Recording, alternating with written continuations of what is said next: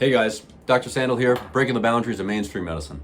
Today we're going to talk about something that is really trending, semaglutide, Wegovy, Ozempic. You guys have seen all the news, you guys have seen the celebrities that are using this. What is it? What are the pros? What are the cons? How do you get it? Let's get into it. So semaglutide is a peptide. A peptide is a type of medicine that is gaining a lot of popularity nowadays. It's not necessarily a new class of medicine. Peptides have been used forever. Insulin, for instance, is a peptide. But semaglutide is something that is really gaining a lot of attention because it works for weight loss. It almost forces weight loss. It is something that really, really moves the needle, and it is relatively safe compared to a lot of the options that mainstream medicine has used in the distant past for weight loss.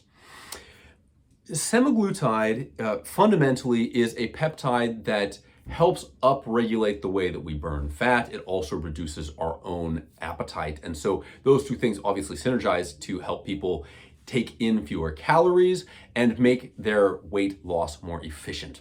It isn't necessarily a magic bullet, although, there are some people who go, man, when I've added this on to everything else I'm doing, that's what I needed to get it going. It really is kind of one of these better living through chemistry questions. And, I see this a lot of times. People are now saying, oh, this so-and-so is losing weight. They're probably on semaglutide as a dismissive. Is it cheating? Well, as our science advances, we do get into this realm of, better living through chemistry is the term that's used for that. Do we get something for nothing?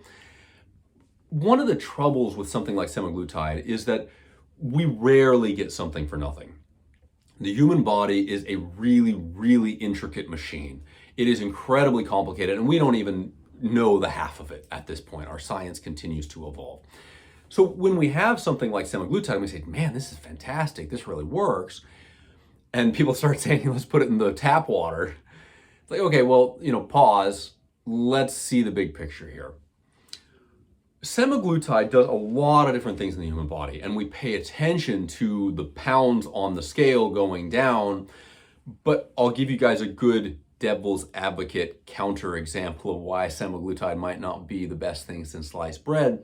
A lot of the pounds that people lose when using semaglutide is muscle. That's not so great.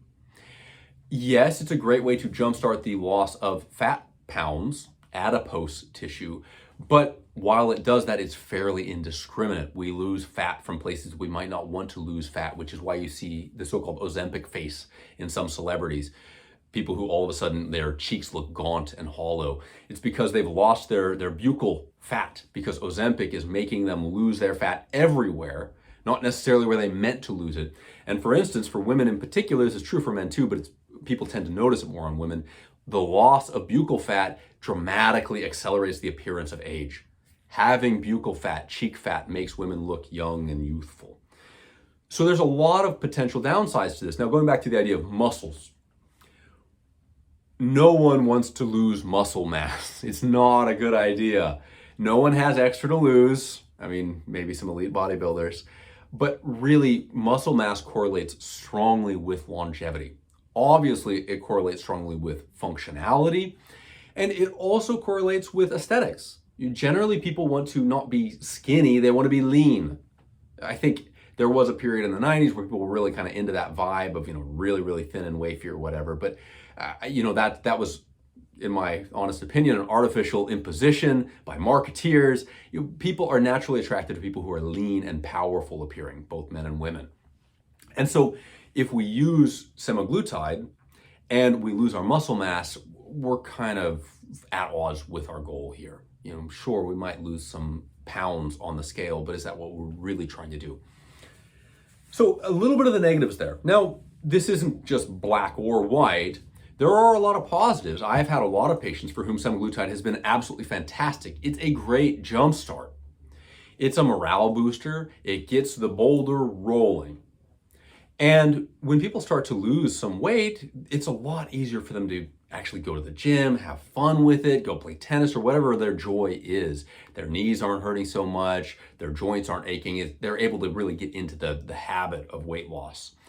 So pros and cons here.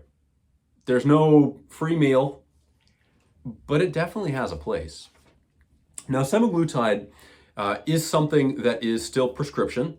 You can get it from pharmacies. Typically speaking, a conventional pharmacy is going to charge an absolute arm and a leg for it. They've really come down on this and tried to restrict insurance coverage for it. I think a lot of people don't realize that you can get this from a compounding pharmacy for pennies on the dollar. It's way, way, way cheaper if you get it through a compounding pharmacist. Of course, you still need a prescription. You need to talk to a doc and say, hey, doc, is this appropriate for me? Can you get me a script for this? And can we send it to a compounding pharmacy?